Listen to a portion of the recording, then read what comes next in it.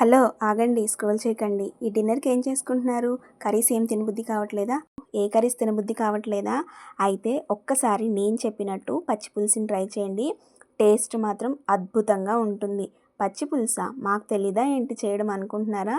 లేదండి, ఒక్కసారి ఇలా నేను చెప్పినట్టు వంకాయలతో పచ్చి పులుసు చేయండి.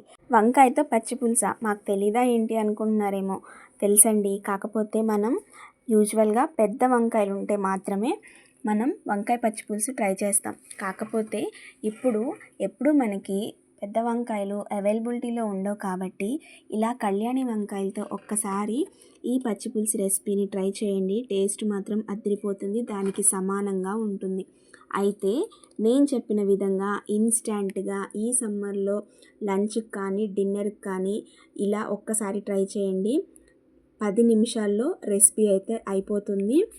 ఈ రెసిపీని మీరు ట్రై చేయాలంటే నా ఛానల్లో ఈ రెసిపీ వీడియో అయితే ఉంటుంది, పోస్ట్ చేశాను. ఖచ్చితంగా వెళ్ళి ఒకసారి చూసి ట్రై చేయండి. నచ్చితే మాత్రం ఖచ్చితంగా సబ్స్క్రైబ్ చేసుకోండి. Thank you for watching.